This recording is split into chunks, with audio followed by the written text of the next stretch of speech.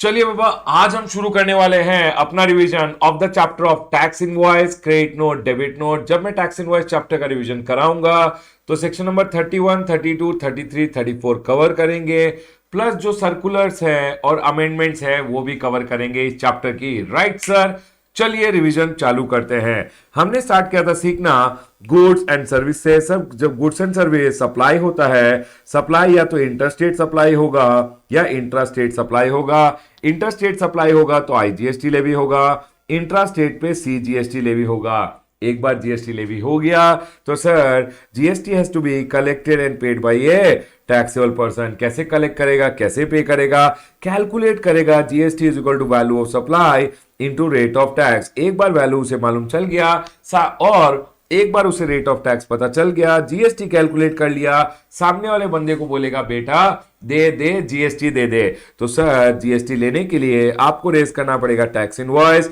Credit note, debit note and delivery challan. सुनिए, tax invoice chapter में section number 31 आएगा जो बेसिकली टैक्स इनवॉइसेस वगैरह के बारे में बताएगा।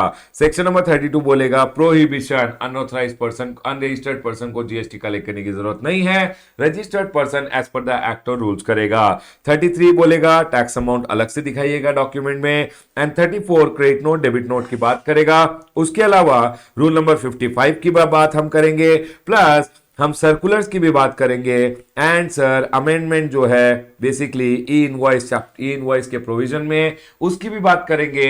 चलिए शुरू करते हैं। सर कैसा चैप्टर है बाबा? आप इसको बी ग्रेडेड चैप्टर बोल सकते हो, 3 से 4 मार्क एग्जाम में पूछ लेते हैं। चलिए शुरू करेंगे tax invoice, credit note, debit note. Sir section number 31 subsection 1 आता है टैक्स इनवॉइस के चैप्टर में। बेसिकली सेक्शन नंबर 31 में सेक्शन नंबर 31 सबसेक्शन 1 से लेके 7 तक है। सेक्शन नंबर 31 सबसेक्शन 1 बोलता है अगर सप्लायर ऑफ गुड्स हो आप, अगर आप सप्लायर ऑफ गुड्स हो and supply involves movement of goods, तो आपको इनवॉइस जनरेट करना है बिफोर और at the time of removal of goods. मतलब जब आप गुड्स रिमूव कर रहे हो अपने ऑफिस या फैक्ट्री से, बिफोर और एट द टाइम आपको इनवॉइस जनरेट करना है। सर एनी अदर केस मतलब अगर मूवमेंट इन्वॉल्व नहीं है तो बिफोर और at the time of delivery और मेकिंग इट अवेलेबल, जब आप अवेलेबल करा रहे हो तो आपको इनवॉइस जनरेट करना है।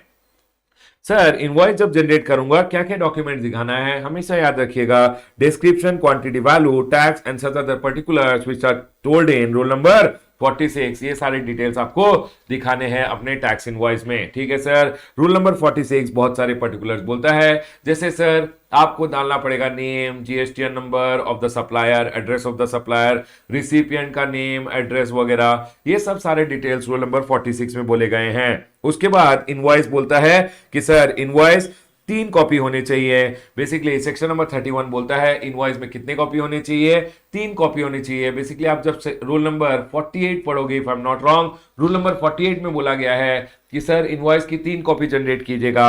एक होता है रिसिपिएंट के लिए जो बायर होता है, एक ट्रांसपोर्टर के लिए होता है, और एक सप्लायर रख लेता है सर उस कॉपी को, एक सप्लायर कॉपी रख लेता है। ठीक है सर, उन 3 कॉपी में से।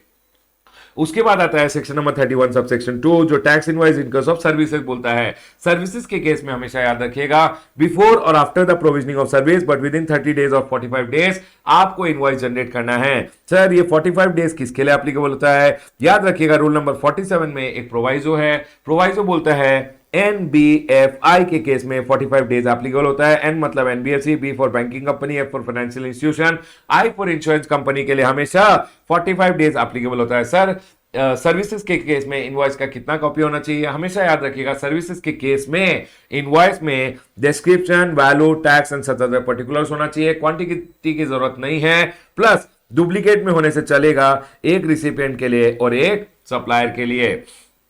उसके बाद आता है सेक्शन नंबर 31(3)(a) जो बोलता है रिवाइज टैक्स इनवॉइस के बारे में। सर रिवाइज टैक्स इनवॉइस कब इशू करेंगे? Revise tax invoice 1 month of the issuance of registration certificate में इशू करना पड़ेगा, with in 1 month of issuance of registration certificate. तो सर रिवाइज टैक्स इनवॉइस किसके लिए इशू करते हैं? सुनिए, आप लायबल हो गए और अगर आपने 30 दिनों में रजिस्ट्रेशन के लिए अप्लाई कर दिया और रजिस्ट्रेशन सर्टिफिकेट मिल जाता है, रजिस्ट्रेशन सर्टिफिकेट वैलिड होता है जब से आप लायबल हुए थे। अब सुनिए, अब जब आप लायबल हो गए तब से आपको जीएसटी देना है। तो जिस दिन आपको रजिस्ट्रेशन सर्टिफिकेट मिला यहां से लेके यहां तक जो भी आपने सप्लाई किया है, सारे सप्लाई के लिए आपने सिर्फ इनवॉइस दिया होगा। अब गवर्नमेंट बोलता है आप टैक्स कलेक्ट करके पे कर सकते हो, क्योंकि आपको रजिस्ट्रेशन सर्टिफिकेट मिल चुका है और रजिस्ट्रेशन सर्टिफिकेट को रेट्रोस्पेक्टिव इफेक्टिविटी दिया गया है। इसलिए ये सारे इनवॉइसेस के लिए आप रिवाइज टैक्स इनवॉइस भी इशू कर सकते हो। ठीक है सर, पॉइंट क्लियर है। अब रिवाइज टैक्स इनवॉइस जब इशू करोगे, सर क्या इंडिविजुअल हर एक सप्लाई के लिए रिवाइज टैक्स इनवॉइस दूं? तो गवर्नमेंट ने बोला आप एक काम कीजिएगा, ये जो सप्लाई सारे आपने किए हैं, आप एक काम कीजिएगा, आप ये सप्लाईज देखिएगा कि सर क्या आपने रजिस्टर्ड पर्सन को किए थे ड्यूरिंग दिस पीरियड, क्या ये आपने अनरजिस्टर्ड पर्सन को किए थे। अगर आपने सप्लाईज किए थे रजिस्टर्ड पर्सन को, तो सर चाहे इंट्रा हो चाहे इंटर हो, consolidated revise tax invoice possible नहीं है। Revise tax invoice individually issue करना पड़ेगा हर एक सप्लाई के लिए। उसके बाद सर अगर अनरजिस्टर्ड पर्सन को सप्लाई किया था, सर अगर इंट्रा स्टेट था, तो आपको याद रखना है consolidated revise tax invoice issue कर सकते हो। अगर इंटर स्टेट सप्लाई है तो याद रखिएगा consolidated revise tax invoice issue तो कर सकते हो, लेकिन अगर कोई भी value of supply greater than 2.5 lakh rupees है, तो सर उस वैल्यू ऑफ सप्लाई के लिए कंसोलिडेटेड रिवाइज टैक्स इनवॉइस मत दीजिएगा। बेसिकली उसके लिए इंडिविजुअली एक रिवाइज टैक्स इनवॉइस इशू कीजिएगा। यही मैंने यहां पे बोला है कि for invoices issued between effective date to the date of grant of registration certificate, आप रिवाइज टैक्स इनवॉइस इशू तो कर सकते हो। सर इंट्रास्टेट सप्लाई के लिए आप इशू कर दीजिए consolidated revise tax invoice for all taxable supplies to unregistered person. लेकिन अगर वो अनरजिस्टर्ड पर्सन को आपने जो सप्लाई किया है वो इंटरस्टेट सप्लाई है, तो consolidated revise tax invoice possible नहीं है अगर value of supply greater than 2.5 lakh rupees है। और एक बात याद रखिएगा, no consolidated revise tax invoice for supplies to registered person whether intra or inter।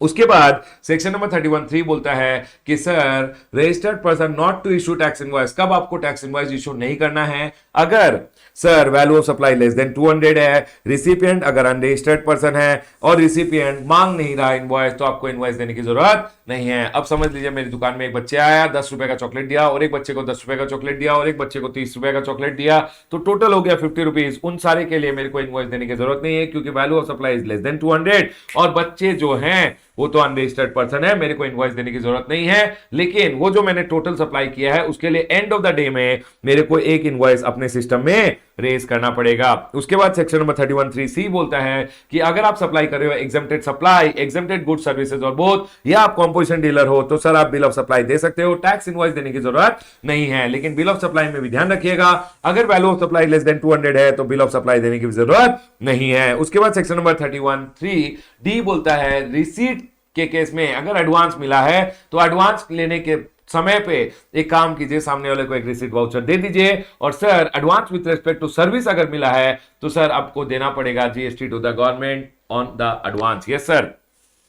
Sir जब एडवांस मिलता है तो आपको इश्यू करना है receipt voucher evidencing the receipt of payment, और सर अगर rate of supply, rate of tax या सप्लाई का पता नहीं है तो आप एक काम कीजिए, इंटरस्टेट सप्लाई अज्यूम करते हुए 18% जीएसटी गवर्नमेंट को दे सकते हो। उसके बाद आता है सेक्शन नंबर 31(3)(e) जो बोलता है कि सर अगर आपको एडवांस मिला और आपने कोई सप्लाई नहीं किया, कोई टैक्स इनवॉइस नहीं दिया और एडवांस रिटर्न कर रहे हो, तो बस रिफंड वाउचर दे दीजिएगा, गवर्नमेंट को रिफंड के लिए एप्लीकेशन दीजिएगा, गवर्नमेंट भी आपका पैसा रिफंड कर देगा। उसके बाद आता है सर सेक्शन नंबर 31(3)(f) जो बोलता है रजिस्टर्ड पर्सन अगर लायबल है टू पे tax under section number 93 and 94, मतलब रिवर्स चार्ज में अगर आप टैक्स देने वाले हो, अगर आपको रजिस्टर्ड पर्सन ने, अगर आप रिसिपिएंट हो, आपको टैक्स रिवर्स चार्ज में देना है, अगर रजिस्टर्ड पर्सन ने टैक्स इनवॉइस दिया तो वेरी गुड, अगर अनरजिस्टर्ड पर्सन ने आपको सप्लाई किया वो आपको टैक्स इनवॉइस नहीं देगा, वो आपको कमर्शियल इनवॉइस देगा, तो जीएसटी का इनवॉइस आपको खुद ही रेज करना पड़ेगा एज पर सेक्शन नंबर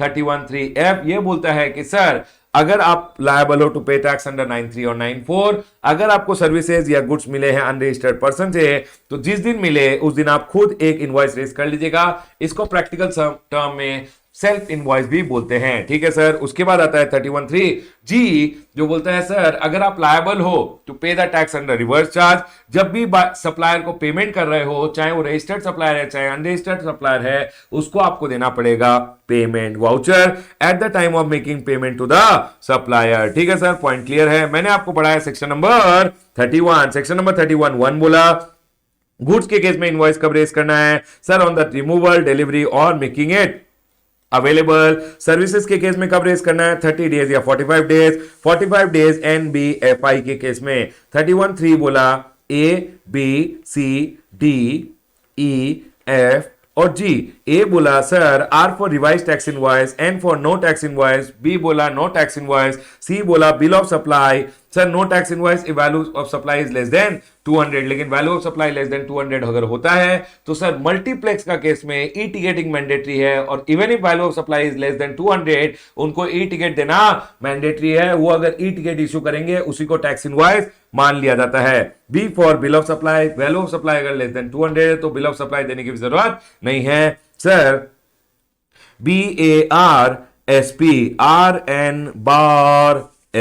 आपको याद रखना है सर। आर मतलब revise tax invoice, N for no tax invoice if value of supply is less than 200, B for bill of supply अगर एग्जाम सप्लाई कर रहे हो या कॉम्पोजिशन डीलर है, ठीक है सर। ए फॉर एडवांस का केस में सर रिसीट वाउचर इशू करना है। आर फॉर रिफंड वाउचर अगर कोई सप्लाई नहीं किया या टैक्स इनवॉइस नहीं दिया। एस फॉर सेल्फ इनवॉइस अगर अनरजिस्टर्ड पर्सन से आपको सप्लाई मिली है और सर आपको टैक्स अंडर रिवर्स चार्ज देना है तो आपको सेल्फ इनवॉइस रेज करना है। जब पेमेंट करोगे तो पेमेंट वाउचर रेज कर देना। उसके बाद सेक्शन नंबर 31(4) आता है continuous supply of goods. Continuous supply of goods मतलब होता है जब आप कोई को कंटिन्यूसली गुड्स सप्लाई कर रहे हो। तो सर याद रखिएगा कंटिन्यूस सप्लाई ऑफ गुड्स के केस में कंटिन्यूस सप्लाई ऑफ गुड्स मतलब होता है कंटिन्यूसली जब सप्लाई कर रहे हो या रिकरेंट बेसिस पे कुछ गुड्स सप्लाई कर रहे हो तो या तो आप उसे स्टेटमेंट दोगे, जब स्टेटमेंट दोगे सक्सेसिव स्टेटमेंट दोगे तो invoice before at the time of statement, या सर समझ लीजिए आप उससे आपको सक्सेसिव पेमेंट आने वाला है, मतलब उसके साथ डिसाइड हुआ है कि हर महीने की 5 तारीख को वो पेमेंट कर देगा। तो जब वो पेमेंट करेगा, जब आपको पेमेंट रिसीव होगा तब आपको इनवॉइस देना है। कंटिन्यूस सप्लाई ऑफ गुड्स के मामले में हमेशा याद रखिएगा जब आप सामने वाले को स्टेटमेंट दे रहे हो तब इनवॉइस देना है, या जब भी पेमेंट रिसीव हो रहा है तब उसे इनवॉइस देना पड़ेगा। उसके बाद आता है continuous supply of service. Continuous supply of service हमेशा याद रखिएगा कंटिन्यूस सप्लाई ऑफ सर्विस एक सर्विस को तभी बोला जाएगा when it is provided continuously on recurrent basis for a period greater than 3 month. Period greater than 3 month. उसके बाद बोला है सर कब कंटिन्यूस सप्लाई ऑफ सर्विस का केस में इनवॉइस रेज करना है। आपको ध्यान रखना है सर अगर due date of payment ascertainable है कॉन्ट्रैक्ट से तो ऑन और before due date of payment आपको इनवॉइस रेज करना है। अगर due date of payment ascertainable नहीं है तो ऑन और बिफोर पेमेंट आपको इनवॉइस रेज करना है। सर अगर पेमेंट लिंक टू कंप्लीशन है ऑन और बिफोर जब आपने इवेंट कंप्लीट कर दिया आपको इनवॉइस देना है। क्या बोला मैंने, due date ascertainable from the contract, due date of payment ascertainable है ऑन और before due date, due date ascertainable नहीं है ऑन और before receipt of the payment, payment is link to completion on और before completion of the event, आपको invoice raise करना है। उसके बाद 31(6) आता है supply of service ceases before completion, मतलब कंप्लीट होने से पहले आपका सप्लाई ऑफ सर्विस बंद कर दिया गया। समझ लीजिए मैंने आपके साथ कॉन्ट्रैक्ट किया कि आपको 30 दिन तक सर्विस दूंगा, लेकिन क्या हुआ 15 दिन के बाद आप बोल रहे हो सर अब और सर्विस की जरूरत नहीं है, तो मैं बोलूंगा जितना सर्विस दे दिया है उतना का ले बेटा बिल और पेमेंट कर देना। तो सर इनवॉइस कब देना है, at the time of cessation to the extent of supply before cessation, जितना सर्विस दिया है जब सप्लाई सीज हो रहा है जितना सर्विस दिया है उतने का इनवॉइस दे दीजिए। सर अगर गुड्स अप्रूवल में भेजा है, हमेशा याद रखिएगा जब आप गुड्स अप्रूवल में भेजते हो तो आपको इनवॉइस रेज करना है at the time of supply, मतलब जब अप्रूवल मिल गया, जब सप्लाई हो गया तब, या फिर 180 डेज, बेसिकली क्या होता है 6 मंथ्स फ्रॉम रिमूवल, जैसे 6 मंथ्स खत्म हो गए विच एवर इज अर्लियर। समझ लीजिए आपने गुड्स रिमूव किए हैं तो ये क्या बोलते हैं 6 महीने यहां खत्म हो रहे हैं, नेक्स्ट डे आपको इनवॉइस रेज करना है या अप्रूवल जब मिल गया विच एवर इज अर्लियर। ठीक है सर, पॉइंट क्लियर है। सेक्शन नंबर 31 खत्म हुआ। सेक्शन नंबर 31(1) मैंने आपको पढ़ा है कि गुड्स का केस में आपको रिमूवल, डिलीवरी और मेकिंग अवेलेबल पे इनवॉइस रेज करना है। सर्विसेज के केस में मैंने आपको पढ़ाया कि सर 30 दिनों में इनवॉइस रेज करना है, 45 days in case of NBFI. Sir third मैंने आपको पढ़ाया सेक्शन नंबर 31(3) मैंने आपको पढ़ाया revise tax invoice, no tax invoice, bill of supply, advance का केस में receipt voucher, refund voucher, then sir S for self invoice, payment voucher. उसके बाद सेक्शन नंबर 31(4) पढ़ाया कंटिन्यूस सप्लाई ऑफ गुड्स के मामले में सक्सेसिव स्टेटमेंट जब हो या जब पेमेंट रिसीव हो रहा हो तब सर इनवॉइस देना पड़ेगा। कंटिन्यूस सप्लाई ऑफ सर्विस तब बोलते हैं whenever service is provided for period greater than 3 months. हमेशा याद रखिएगा कंटिन्यूस सप्लाई ऑफ सर्विस का केस में ड्यू डेट अगर है तो ऑन और before due date, due date अगर नहीं है ड्यू डेट ऑफ पेमेंट तो ऑन और before the payment is, basically जब भी पेमेंट हो रहा है तब sir, and if payment is linked to completion on or before completion of the event। 6 बोलता है supply of service ceases before completion, तो at the time of cessation जितना सर्विस दिया है उसका इनवॉइस दे दीजिएगा। 7 बोलता है सर अगर अप्रूवल पे गुड्स भेज रहे हो तो सर जब अप्रूवल मिल गया तब इनवॉइस दे देना, क्योंकि वही होता है टाइम ऑफ सप्लाई। अगर अप्रूवल 6 महीने में नहीं मिला तो 6 महीने जैसे ही खत्म हुए उसके नेक्स्ट डे आपको इनवॉइस रेज कर देना है। ठीक है सर, पॉइंट क्लियर हो गया है। उसके बाद आया सेक्शन नंबर 32। सेक्शन नंबर 32 बोलता है प्रोहिबिशन, अगर अनरजिस्टर्ड पर्सन हो तो कलेक्ट मत करना। Prohibition on unauthorised collection of tax, unregistered person shall not collect tax, registered person shall collect in accordance with the act और रूल्स। उसके बाद सेक्शन नंबर 33 आता है कि सर जो भी अमाउंट ऑफ टैक्स आप कलेक्ट कर रहे हो, जो भी आप डॉक्यूमेंट इश्यू कर रहे हो, टैक्स इनवॉइस या एनी अदर डॉक्यूमेंट,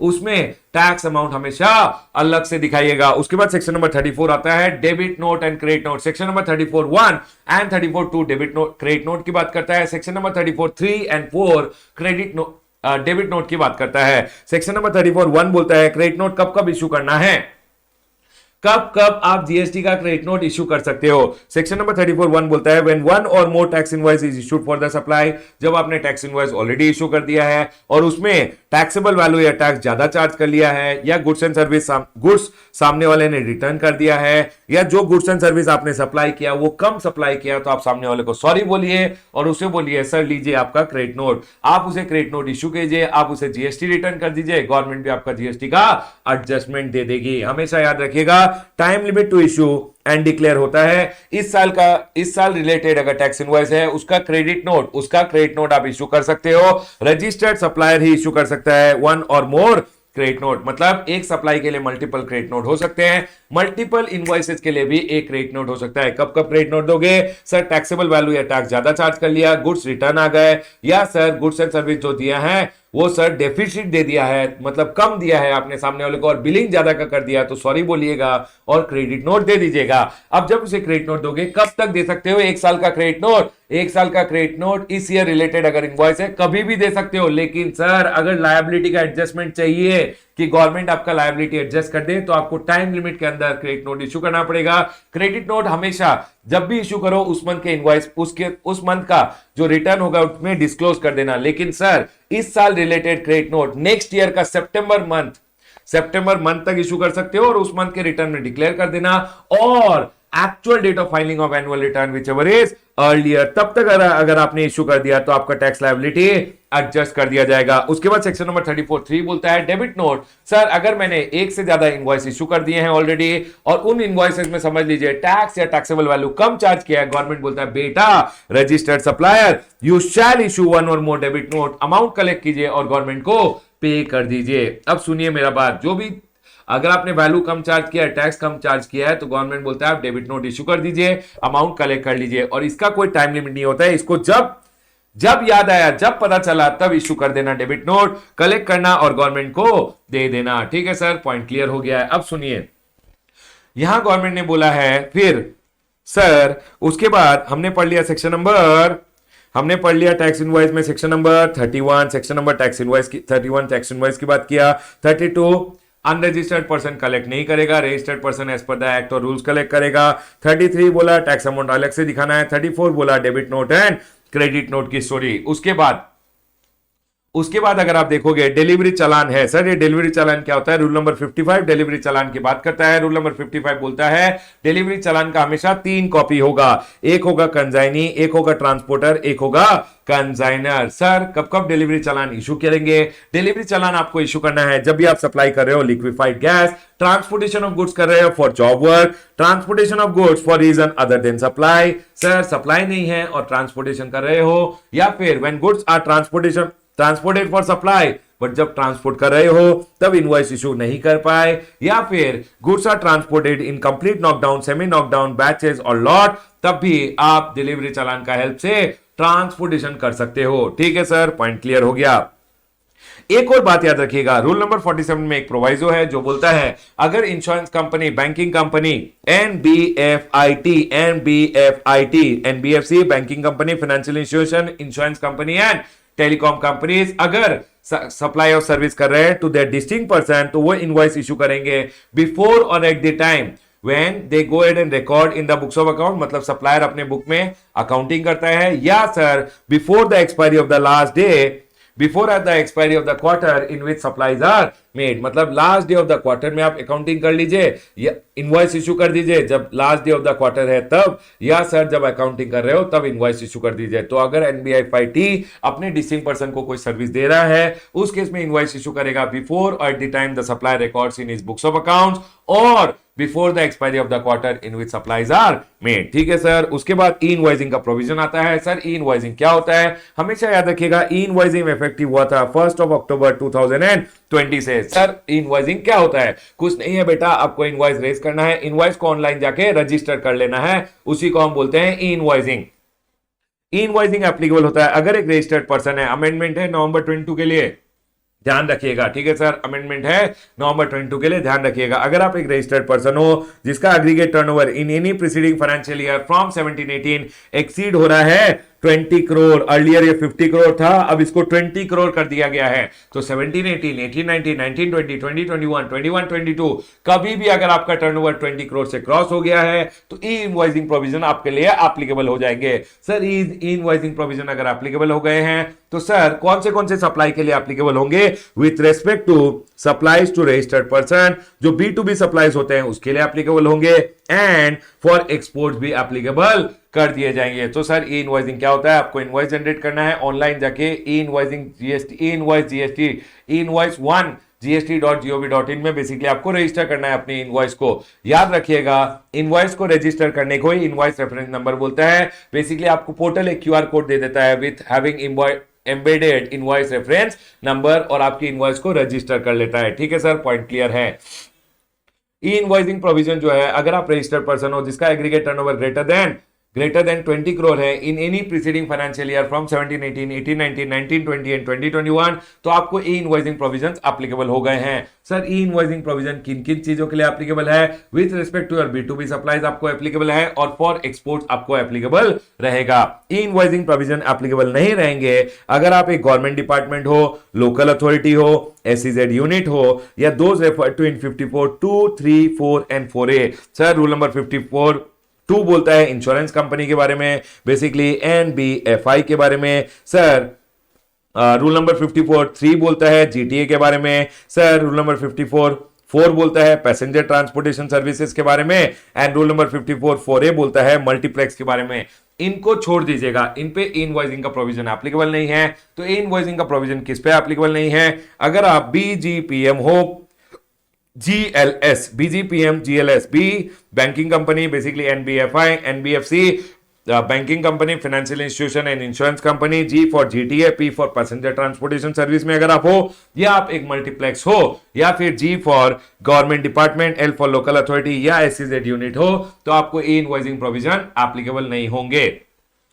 ठीक है सर, ये पॉइंट क्लियर हो गया। उसके बाद अगर आपको ध्यान रखना है कि dynamic QR code with effect from 1 December 2020 government ने डायनामिक क्यूआर कोड मैंडेटरी कर दिया है। अगर आप एक रजिस्टर्ड पर्सन हो जिसका aggregate turnover in any preceding financial year 17-18 से 17-18, 18-19, 19-20, 20-21 कभी भी 21-22 एनी प्रीसीडिंग फाइनेंशियल ईयर में 500 करोड़ अगर एक्सीड कर दिया है तो सर आपको अपने कस्टमर को पेमेंट के लिए डायनामिक क्यूआर कोड देना जरूरी है with respect to your supplies to unregistered person. Basically किसके लिए, जब आप सप्लाई कर रहे हो अनरजिस्टर्ड पर्सन को B2C सप्लाईज के लिए, बेसिकली डायनामिक क्यूआर कोड का पर्पस क्या होता है, एनेबलिंग यूपीआई पेमेंट। गवर्नमेंट चाहता है कि आप अपने कस्टमर्स को यूपीआई पेमेंट का बेसिकली ऑप्शन दो।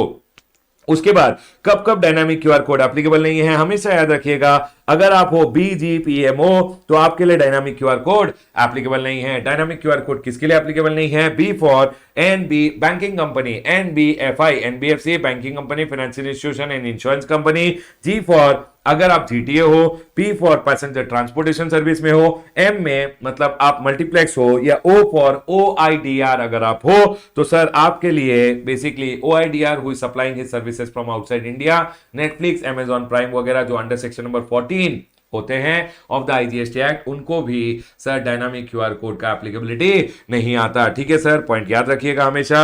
देखिए क्यूआर कोड की जब बात करते हैं, एक होता है ई इनवॉइसिंग वाला क्यूआर कोड। ई इनवॉइसिंग का क्यूआर कोड होता है जिसमें QR code having embedded invoice reference number होता है। एक होता है सर डायनामिक क्यूआर कोड।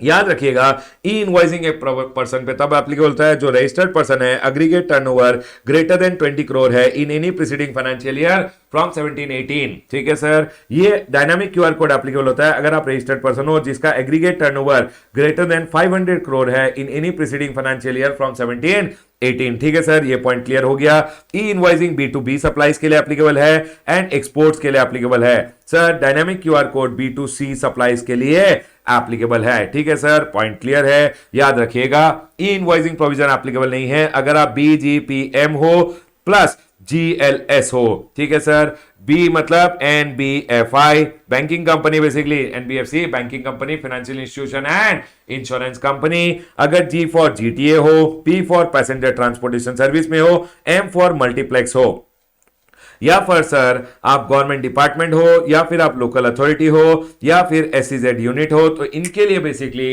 ई इनवॉइसिंग प्रोविजन एप्लीकेबल नहीं है। सर अगर डायनामिक क्यूआर कोड का बात करें तो BGPMO, सर BGPMO के लिए एप्लीकेबल नहीं है। बी मतलब NBFI banking company, basically NBFC banking company, financial institution and insurance company. G for GTA, P for passenger transportation service, M for multiplex and O for OIDR under section number 14। इनको भी dynamic QR code का applicability नहीं आता। अब सुनिए, rule number 54 basically किसके बारे में बात करता है? रूल नंबर 54 बात करता है स्पेशल सर्कमस्टेंसेस में टैक्स इनवॉइस के बारे में। तो सर अगर आप एक NBFI हो, NBFC banking company, financial institution and insurance company, तो आप अगर एक कंसोलिडेटेड टैक्स इनवॉइस देते हो या एनी अदर डॉक्यूमेंट मतलब स्टेटमेंट वगैरह भी देते हो तो भी उसको टैक्स इनवॉइस मान लिया जाता है। GTA अगर आप हो, गुड्स ट्रांसपोर्ट एजेंसी, तो आप या तो टैक्स इनवॉइस दे दीजिए, या फिर आप अगर कंसाइनमेंट नोट दे रहे हो उसको भी टैक्स इनवॉइस मान लिया जाता है। उसके बाद अगर आप पैसेंजर ट्रांसपोर्टेशन सर्विस में हो तो सर आप टिकट इशू करते हो,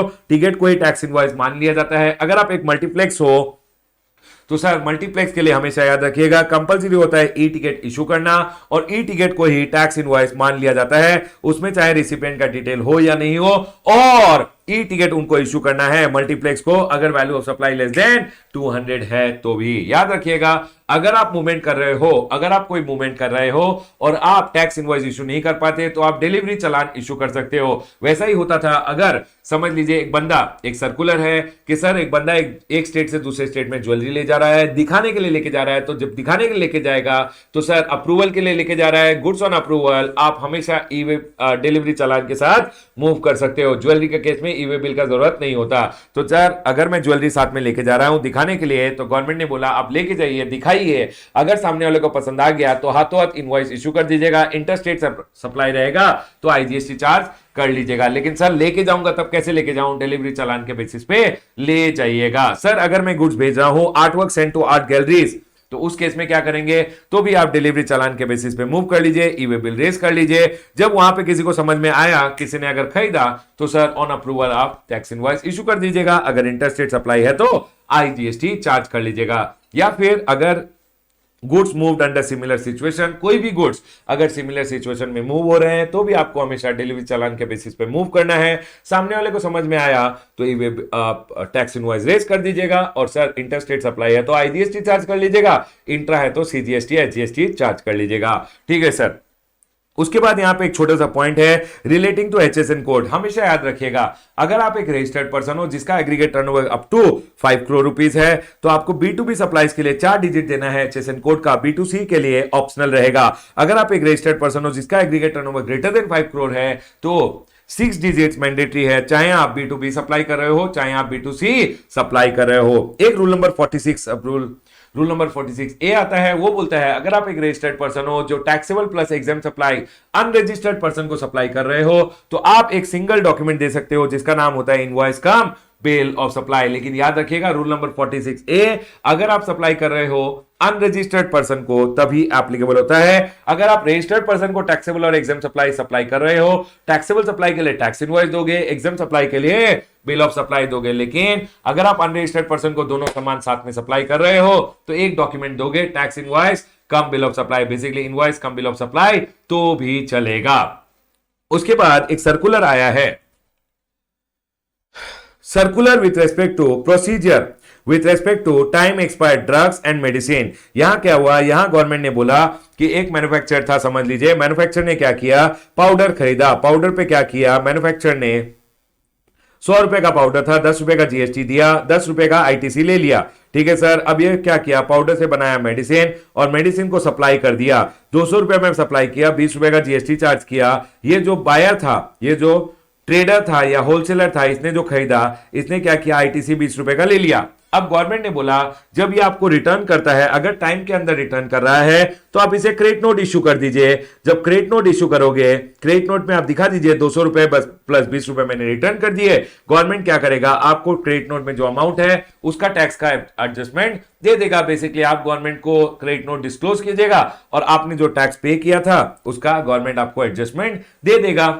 तो मैंने क्या किया था, जब सप्लाई किया था गवर्नमेंट को 20 रुपए दिए थे, अब जब क्रेडिट नोट इशू करूंगा 20 रुपए का गवर्नमेंट मेरे को उस महीने में एडजस्टमेंट दे देगा। ठीक है सर, अगर क्रेडिट नोट टाइम लिमिट में इशू नहीं किया तो आपको गवर्नमेंट एडजस्टमेंट नहीं देगी, ये बात का भी ध्यान रखिएगा। ठीक है सर, एक बार अगर एक्सपायर्ड मेडिसिन मिल गया, उसको डिस्ट्रॉय कर दिया, हमेशा याद रखिएगा मेडिसिन अगर डिस्ट्रॉय कर दिया तो क्रेडिट भी डिस्ट्रॉय कर दिया जाएगा। यस सर, पॉइंट क्लियर हो गया है। यही बोला है, अगर सप्लायर क्रेडिट नोट इशू करता है, रिटेलर क्या करेगा, रिटर्न कर देगा drugs on the basis of delivery challan, delivery challan के साथ वापस भेज देगा। अगर क्रेडिट नोट टाइम लिमिट में आपने दिया है तो आपका लायबिलिटी एडजस्ट हो जाएगा, अगर आपने टाइम लिमिट में इशू नहीं किया तो आपका लायबिलिटी एडजस्ट नहीं होगा। सर, अगर आपने ड्रग्स को डिस्ट्रॉय कर दिया तो जो आईटीसी आपने लिया था वो भी डिस्ट्रॉय हो जाएगा, मतलब आपको रिवर्सल करना पड़ेगा। लोगों ने बोला सर कभी कभी क्या होता है, जब हम समझ लीजिए हमने पाउडर खरीदा 100 रुपए का, 10 रुपए का जीएसटी दिया, आईटीसी ले लिया 10 रुपए का। सर, पाउडर से मेडिसिन बनाया और मेडिसिन हमने सप्लाई कर दिया, 200 रुपए का मेडिसिन सप्लाई किया, 20 रुपए जीएसटी चार्ज किया, आपको मैंने 20 रुपए दे दिया गवर्नमेंट। अब सुनिए, अब सर 2 साल के बाद अगर मेडिसिन एक्सपायर होता है तो सामने वाला बंदा मेरे को फोन करके बोलता है कि सर मैं आपको मेडिसिन रिटर्न कर रहा हूं। मैं उसको बोलूंगा कि क्रेडिट नोट इशू नहीं कर पाऊंगा, जीएसटी वापस नहीं कर पाऊंगा, तो लोग हल्ला करने लग गए, सर क्या करें। तो गवर्नमेंट ने बोला अगर टाइम एक्सपायर हो गया है तू एक काम कर, अगर तू क्रेडिट नोट इशू नहीं कर पा रहा, उसको बोल एक काम कर, तू जो एक्सपायर्ड ड्रग्स है उसको एज फ्रेश सप्लाई मेरे को रिटर्न कर दे, जो 200 रुपया चार्ज किया था 20 रुपया जीएसटी वो चार्ज कर ले। मैं एक्सपायर्ड मेडिसिन को जब रिसीव करूंगा, इनको डिस्ट्रॉय करूंगा, तो जो आईटीसी एक्सपायर्ड मेडिसिन पे लिया है उसको भी डिस्ट्रॉय कर दूंगा। जो पहले सप्लाई था उसको टच मत कीजिए, जो आपने सप्लाई किया उसको भूल जाइए। अब इसको बोलिए एक्सपायर्ड ड्रग्स को फ्रेश सप्लाई की तरह आपको भेज दे, आप उसका आईटीसी ले लीजिए, जब मेडिसिन डिस्ट्रॉय करोगे आईटीसी को भी डिस्ट्रॉय कर देना। Return by registered person treat as fresh supply, issue tax invoice. Composition dealer अगर रिटर्न करेगा तो वो बिल ऑफ सप्लाई इशू करेगा, अगर अनरजिस्टर्ड पर्सन रिटर्न करेगा तो वो कमर्शियल इनवॉइस रिटर्न करेगा, कमर्शियल इनवॉइस के बेसिस पे रिटर्न कर देगा, बेसिकली सेल कर देगा मुझे वापस। अगर मैन्युफैक्चरर डिस्ट्रॉय कर देता है रिटर्न ड्रग्स, तो जो आईटीसी लिया है ऑन सच रिटर्न सप्लाई, जो आईटीसी मैंने लिया था इस पे, वो आईटीसी जो 20 रुपए लिया था अभी, वो आईटीसी को भी मेरे को रिवर्स करना पड़ेगा जब ड्रग्स को मैंने डिस्ट्रॉय कर दिया। आई होप ये पॉइंट आप लोगों को क्लियर हो गया है। चलिए आगे बढ़ते हैं। सर, गुड्स सेंट और taken out of India for exhibition, मतलब अगर इंडिया से गुड्स मैं इंडिया के बाहर लेके जा रहा हूं, एग्जीबिशन के लेके जा रहा हूं, तो गवर्नमेंट ने बोला जब इंडिया के बाहर आप गुड्स को लेके जा रहे हो, since it is not a supply, no tax invoice, move on the base of delivery challan, invoice can be issued at the time when sale takes place. मैंने क्या किया, इंडिया से मैं क्या कर रहा हूं, इंडिया से मैं एग्जीबिशन के लिए गुड्स इंडिया के बाहर लेके जा रहा हूं, जब लेके जा रहा हूं वो सप्लाई नहीं है तो डिलीवरी चालान के बेसिस पे इंडिया के बाहर ले जा सकता हूं। सर, अगर समझ लीजिए 6 महीने में बायर ने एक्सेप्ट कर लिए, और सर अगर 6 महीने में बायर ने एक्सेप्ट कर लिए तो आप टैक्स इनवॉइस दे दीजिए, सेल हो गया। अगर बायर ने एक्सेप्ट नहीं किया, if buyer doesn't accept and goods आपने 6 महीने में वापस ले आया, तो कोई सप्लाई नहीं हुआ, कोई टैक्स इनवॉइस नहीं देना पड़ेगा। लेकिन सर अगर बायर ने एक्सेप्ट नहीं किए और गुड्स 6 महीने में वापस भी नहीं आए, तो उसको डीम सप्लाई मानते हुए आपको टैक्स इनवॉइस रेज करना पड़ेगा। उसके बाद इन्होंने बोला है अगर सर आपने इनवॉइस रेज किया है, आपने उसको सप्लाई बोला है, तो गवर्नमेंट बोलती है हम उसको 0 रेटिंग का बेनिफिट भी देंगे, लेकिन उसमें आईजीएसटी रूट आपको नहीं मिलेगा, आईजीएसटी पेमेंट रूट, क्योंकि जब लेके गए थे तब तो सप्लाई नहीं था, आईजीएसटी क्या पे करोगे। अब जब बाद में गवर्नमेंट ने उसको सप्लाई मान लिया है, सर मतलब समझ लीजिए बाद में सामने वाले बंदे ने एक्सेप्ट कर लिया, आपने उसको सप्लाई बोल दिया और आपने उसके ऊपर जीएसटी दिया है, सामने वाले बंदे ने एक्सेप्ट कर लिया, सप्लाई हो गया, आपने टैक्स इनवॉइस रेज कर दिया, तो गवर्नमेंट बोलता है जो आईटीसी था उसका भी आप रिफंड ले सकते हो, क्योंकि ये 0 रेटिंग का बेनिफिट आपको मिल जाएगा। याद रखिएगा, अगर इंडिया से इंडिया के बाहर आप कुछ गुड्स को लेके जा रहे हो, सेल्स प्रमोशन एग्जीबिशन के लिए लेके जा रहे हो, जब लेके जा रहे हो तब सप्लाई नहीं है, कोई आपको टैक्स इनवॉइस रेज करने का जरूरत नहीं है। सामने वाले बंदे ने बाहर खरीद लिया तो सर आप टैक्स इनवॉइस रेज कर दीजिए। अगर सामने वाले बंदे ने 6 महीने में नहीं खरीदा तो 6 महीने में गुड्स को वापस ले आइए। अगर गुड्स को वापस ले आओगे तो आपको कोई टैक्स देने की जरूरत नहीं है, कोई टैक्स इनवॉइस रेज करने की जरूरत नहीं है। अगर 6 महीने में आपने वापस नहीं लाया तो सर उसको गवर्नमेंट सप्लाई मान लेगी, और गवर्नमेंट सप्लाई मानते हुए आपको 6 महीने के बाद बेसिकली, अगर आप 6 महीने एक्सपायर हो गए तो 6 महीने के बाद आपको टैक्स इनवॉइस रेज करना पड़ेगा और जीएसटी पे करना पड़ेगा। एक बार अगर वो सप्लाई हो गया तो सर उसको जीरो रेटिंग का बेनिफिट भी मिलेगा, आईटीसी का रिफंड आप क्लेम कर सकते हो। यहां मेरा quick revision with respect to tax invoice chapter complete होता है, सुन लीजिए। टैक्स इनवॉइस चैप्टर का क्विक रिवीजन यहां कंप्लीट होता है, सुन लीजिए। अमेंडमेंट क्या है इस चैप्टर में? पहला बात तो ये चैप्टर बी ग्रेडेड है, 3 से 4 मार्क क्वेश्चन पूछ सकते हैं। सर ये चैप्टर में अमेंडमेंट ई इनवॉइसिंग के प्रोविजन में है। ई इनवॉइसिंग प्रोविजन में सर क्या अमेंडमेंट आया है? ई इनवॉइसिंग प्रोविजन में उन लोगों ने एक ही अमेंडमेंट किया है, अगर आप एक रजिस्टर्ड पर्सन हो, अगर आपका टर्नओवर फ्रॉम 17-18, 18-19, मतलब from in any preceding financial year, any preceding financial year 17-18 से देखिएगा, कोई भी साल में 17-18, 18-19, 19-20, 20-21, 21-22, कोई भी साल में अगर आपका turnover greater than 20 crore rupees है तो सर ई इनवॉइसिंग प्रोविजन एप्लीकेबल हो जाएंगे। ई इनवॉइसिंग प्रोविजन एप्लीकेबल हो गए तो आपको B2B सप्लाईज और एक्सपोर्ट के लिए ई इनवॉइसिंग करना पड़ेगा। और सर ई इनवॉइसिंग प्रोविजन एप्लीकेबल नहीं है अगर आप हो BGPM, GLS, B for banking company, NBFI, G for GTA, P for passenger transportation service में अगर आप हो, अगर आप मल्टीप्लेक्स हो, अगर आप G फॉर गवर्नमेंट डिपार्टमेंट हो, लोकल अथॉरिटी हो, या फिर sir GLS, S for SEZ unit हो, तो आपके लिए ई इनवॉइसिंग प्रोविजन एप्लीकेबल नहीं रहेंगे।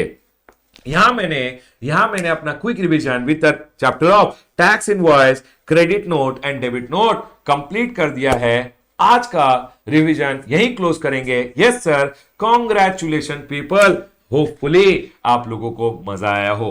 Done sir, bye guys, take care.